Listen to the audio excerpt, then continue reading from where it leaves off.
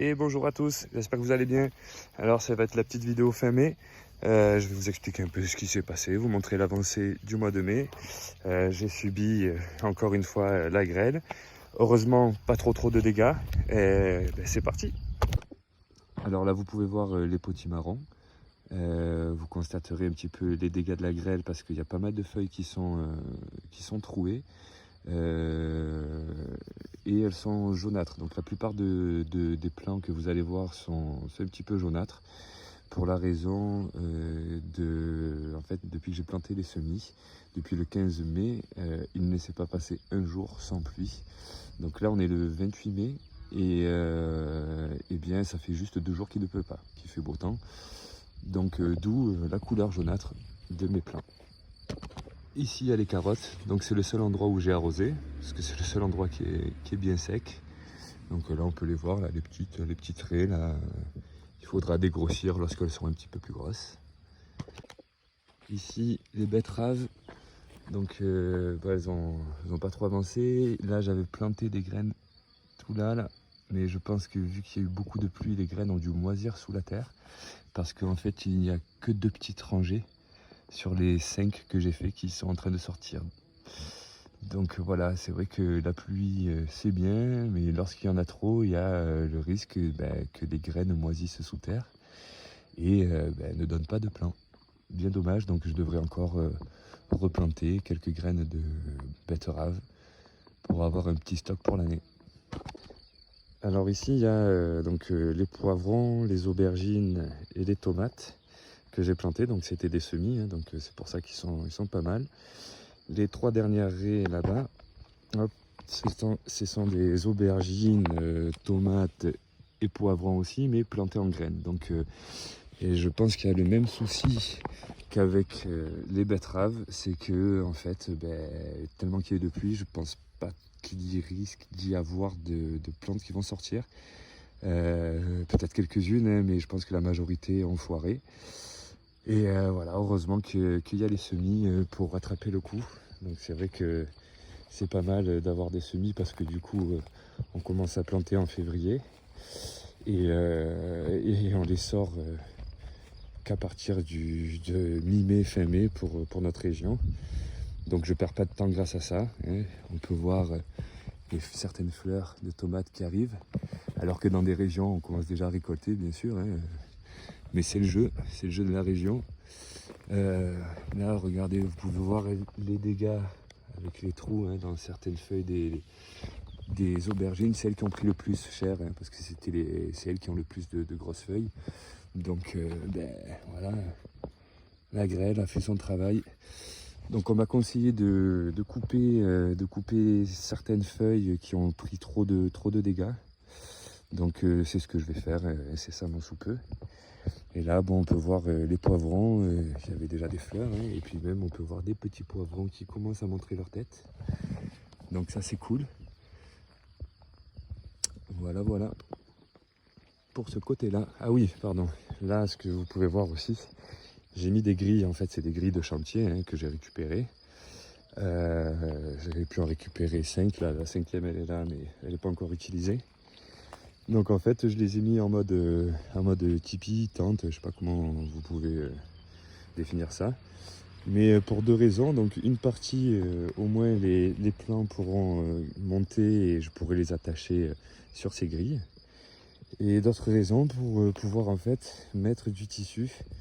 Voilà le tissu là-bas et les grillages, les filets pardon, anti-grêle.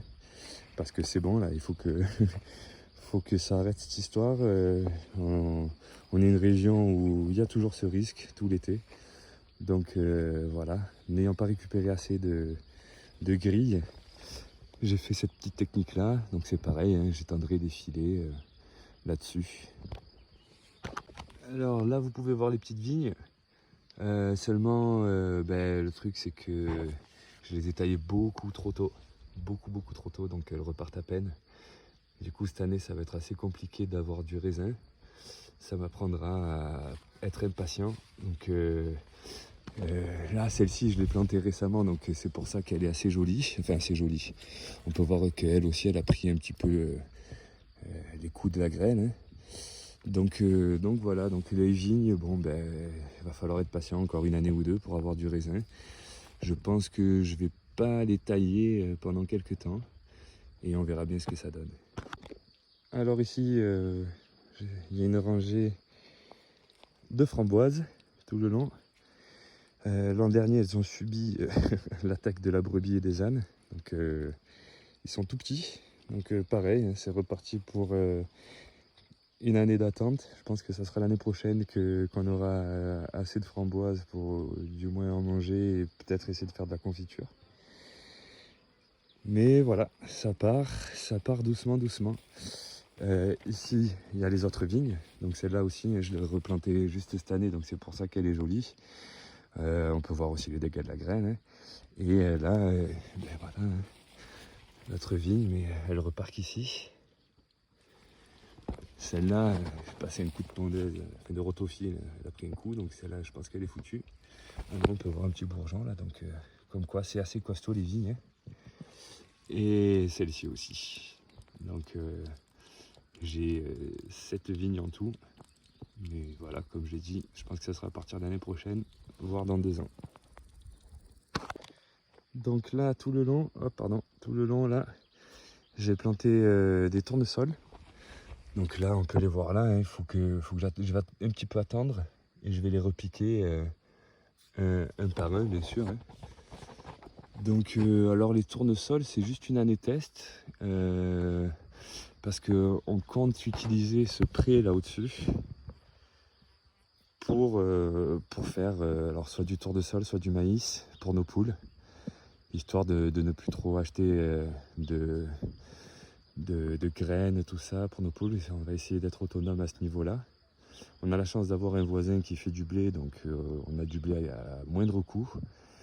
Donc voilà, on tente maïs et tournesol pour voir ce qui donne le mieux en rendement pour utiliser, donc comme je vous l'ai dit, ce petit champ au-dessus pour ça. Voilà.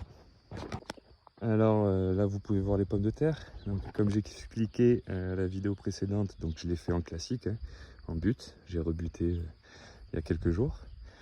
Et la technique de paillage aussi, pour voir ce qui rend le plus. Donc c'est vrai que la technique de paillage, il n'y a pas beaucoup de taf à faire, si ce n'est mettre bien 40-50 cm de paille par-dessus. Donc c'est vrai que c'est pas beaucoup de taf, mais on va voir le rendement. Hein, parce que là on peut bien voir qu'il y a une différence entre les pommes de terre qui sortent, qui sont butées, et les pommes de terre dans la paille qui ne sont pas encore en train de sortir, quoi. Pourtant il y en a autant. Hein. Il y en a autant. Donc on verra bien. Après, au bout de chaque but, que ce soit des buts de pommes de terre, et là-bas, donc vous verrez les buts où il y a les poireaux, les oignons, les salades, tout ça. Au bout de chaque but, donc côté sud-est et côté nord-ouest, il y a du maïs donc qui sortent là. Je les ai repiqués hier, donc un maïs par but, enfin 2 maïs par but du coup, un de chaque côté. Pareil, donc on va voir un petit peu en termes de nombre de maïs, combien on récolte. Alors ça sera très certainement une partie pour les poules, mais la majeure partie ça va être pour nous parce que c'est pas avec ça qu'on va nourrir nos poules à l'année. Mais au moins on va un petit peu calculer le rendement. C'est du test, c'est comme ça. Voilà, voilà.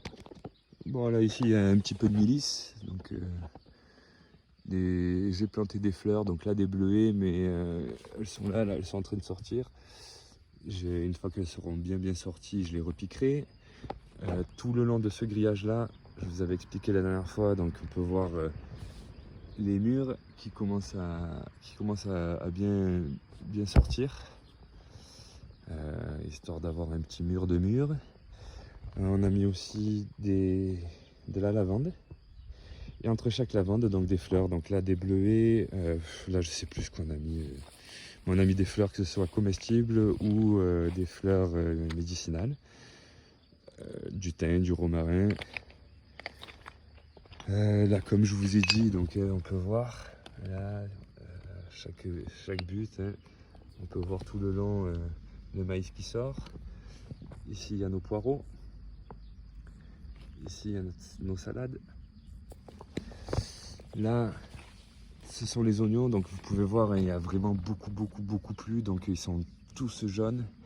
Ils ont pris un sacré coup, donc c'est vrai qu'en fait ici, juste là, on peut voir que c'est encore pas mal humide parce que j'ai pas du tout arrosé, j'ai juste rebuté. Et ici, en fait, quand il pleut beaucoup, il y a de la remontée d'eau. Donc pas forcément là-bas, on peut voir que c'est un peu plus sec et du coup les plants sont, on va dire, sont plus jolis. Toute cette petite zone-là, c'est resté pas mal inondé pendant beaucoup de jours. Donc on voit que ça a mis un coup aux oignons, espérant qu'ils vont repartir. Hop là, le petit chat qui passe. Donc là, on a des blettes. Donc ce sont des blettes qui ont repoussé de l'an dernier. Donc je les laisse monter pour récupérer les graines, c'est assez important. Parce que pour une autonomie, il faut bien évidemment récupérer les graines de ces plants. Là, hop, vous pouvez voir là tout ce qui est monté, ce sont des choux-fleurs. Là, on peut voir les cosses des choux-fleurs qui commencent à apparaître. Donc une fois qu'elles seront bien sèches à l'intérieur, il y aura les graines. C'est à ce moment-là qu'on pourra les récupérer. Ici, hop, donc c'est une micro-serre. Hein. On peut voir à l'intérieur, donc j'ai mis des potimarrons qui aussi sont trempés parce que là très franchement c'était de l'eau. Hein. J'ai même dû faire des trous pour que l'eau s'infiltre. Donc il y a 3 potimarrons qui vont grimper là-dessus. Donc moi j'ai piqué la technique à un youtubeur que très certainement tout le monde connaît. On peut voir les choux, donc des choux cabus, j'ai mis des choux cabus blancs, choux cabus rouges et des choux-fleurs blancs, choux-fleurs rouges. Ça a le même goût, hein, attention. Donc voilà, on attend que ça pousse tranquillement mais sûrement et je les repiquerai dans un endroit spécifique du potager. Donc ici j'ai replanté en fait des poireaux qui me restaient, donc on peut les voir là, hop, des petits poireaux, là des oignons qui me restaient. Ça c'est une betterave qui a monté, elle est toute petite mais bon je l'ai laissé monter. Là on a nos poireaux qui montent et qui sont en train de créer leur petite bulbe de graines. Donc c'est pour bien évidemment récupérer les graines et les replanter en semis en juillet. Fin juillet, début août, grand maximum, histoire de pouvoir repiquer en février. Là tout ça c'est de l'ail. Donc vous pouvez voir j'ai fait des nœuds. Donc c'est la technique des anciens, de mon grand-père, qui en fait une fois que les tiges sont bien grandes, faire un nœud afin que déjà ça évite de monter et de monter en graines. Et une autre technique aussi, ça permet aussi de faire grossir plus rapidement le pied. Donc voilà, il y en a encore que je n'ai pas encore fait le nœud, pardon, mais c'est normal, ils sont pas assez longs. Alors là c'était la zone fourre-tout, il y avait pas mal de feuilles à enlever, donc j'ai enlevé. Donc comme vous pouvez voir, il y a des fèves qui poussent ici, les oignons qui me restaient, il y a du maïs qui me restait aussi, mais on le voit mieux ici, le maïs qui ressort bien. Là il reste quelques petits radis, là c'est les poireaux qui me restaient, des radis qui restaient, du chou-fleur rouge qui restait. Il y a quand même pas mal de feuilles encore à désherber. Et voilà la petite zone fourre-tout, très prochainement, pareil fin juillet, début août, grand maximum. C'est la zone où on plante les navets. Ça suffit amplement pour notre consommation, cette zone-là. Oui, j'ai oublié aussi, là, j'ai planté des fèves tout le long, là, hop, on peut voir là à côté des choux. Donc les fèves, capteurs d'azote qui redistribuent l'azote dans la terre, donc c'est pas mal comme technique pour alimenter sa terre. J'en ai mis là aussi et il y en a là aussi. Donc les fèves, en plus d'être bon à manger pour l'apéro, eh bien c'est bon pour la terre. Donc ça attrape l'azote qui est dans l'air et ça le redistribue dans la terre. C'est pas mal. Alors pareil, ici c'est un petit peu les herbes aromatiques. Donc là on peut voir la ciboulette, de l'origan, il a une sale gueule mais il est en train de pousser, le persil, le céleri, Là, la sauge qui est en train de fleurir, donc je laisse fleurir pour récupérer les graines, pour pouvoir vous montrer comment récupérer des graines de sauge, en sachant qu'une fois qu'on a de la sauge, on n'est pas du tout obligé de replanter, hein, parce que ça pousse, c'est juste un petit peu à tailler, et puis ça repart, hein, ça craint pas le gel. Faut pas oublier qu'ici l'hiver il fait -15, donc vous voyez, elle repart très bien. Du basilic ici. Là, par là, il va falloir que j'arrache un peu l'herbe, mais vous pouvez voir, c'est l'ail des ours. Donc c'est pas mal. Ça a bien poussé. Alors ici, vous pouvez voir une vieille serre que j'ai récupérée. Au lieu de mettre de la bâche, j'ai mis tout autour du grillage à poules. Et en fait, j'ai planté mes semis d'haricots grimpants, donc les haricots à rames. Donc là, il y a des semis, il y a des endroits où en fait il n'y a rien, donc j'ai planté en graines, là-bas au bout aussi. On verra un petit peu la différence. Donc voilà, en fait, c'est pour que ça puisse monter et me donner les haricots en 3D, comme on dit. Donc pour rester sur les haricots, là, toute cette zone là, hop, j'ai planté des haricots en pleine terre, hein, en graines. Donc ouais, ici j'ai pas du tout eu le temps de désherber, donc comme je vous ai dit, ça fait 15 jours qu'il pleut, donc vous pouvez même voir, hein, c'est trempé, il y a des veines d'eau qui fait que en fait cette zone reste très humide. Donc je pense que sur toute cette zone là, c'est pas je pense, c'est pratiquement sûr, ils ne sortiront pas. Je pense que les graines ont foiré, parce que là où vous pouvez voir c'est un peu plus sec, il y en a une petite vingtaine qui sont déjà sortis. Ça fait 15 jours et que je les ai plantés en terre. Donc voilà, les haricots sont là, en sachant que j'ai planté 2-3 graines à chaque fois dans chaque trou. Donc je les repiquerai, et une fois que ça sera plus sec, parce que ici l'été est sec, hein, à partir de fin juin, début juillet, il pleut plus. Je pourrais replanter un petit peu, repiquer on va dire les haricots qui seront poussés en double ou en triple. Donc voilà, donc bon, c'est une petite perte par rapport aux graines, hein, je suis un petit peu déçu, mais bon, c'est le jeu. Donc voilà la zone d'haricots. Ici, vous pouvez voir, hein, l'eau qui coule encore. Donc pareil, donc là c'est la zone d'haricots où je dois faire un drain. Je ferai couler l'eau par ici. Il faut que je fasse un drain là aussi, que je fasse passer par ici. Et ici j'ai commencé déjà à faire une tranchée qui fait que ça passe là, et après ça refait une tranchée et ça part là-bas derrière. Donc je vous montrerai mieux. Pour en revenir aux blettes, donc voilà, vous voyez la petite zone de blettes. Elles sont jaunâtres, bien évidemment parce qu'elles sont trop arrosées, mais c'est pas de ma faute. Et cette partie où il n'y a rien, enfin c'est pas qu'il n'y a rien, c'est qu'en fait j'ai planté des épinards qui sont en train de sortir. Donc pareil, il faudra quand même que je désherbe un peu, et les épinards qui sont sortis un petit peu en mode par-ci par-là, il faudra que je les repique et que je les étale bien. Là c'est la zone des courgettes, donc il y en a une quinzaine. Oui, donc vous pouvez voir pareil, hein, c'est trempé ici. Encore elles n'ont pas trop subi le coup de la grêle, parce que y a des arbres qui les protègent, heureusement. Et bon voilà, il faut que je désherbe aussi, hein, il y a pas mal de désherbage à faire. Mais voilà, je suis assez content parce qu'elles ont bien pris. Il y a quand même déjà des courgettes qui commencent à montrer leur bout de leur nez. Donc il y a une partie de courgettes jaunes et une partie de courgettes vertes normales. Donc comme je vous disais, vous voyez, là j'ai dû faire une tranchée parce que vous pouvez bien voir, hein, ça coule. Hein. Ça coule comme une petite source. Hop. Vous voyez, là ça passe là. Et après, bon, je la fais partir par là et ça coule. Je la ferai rejoindre le petit bassin que vous voyez ici.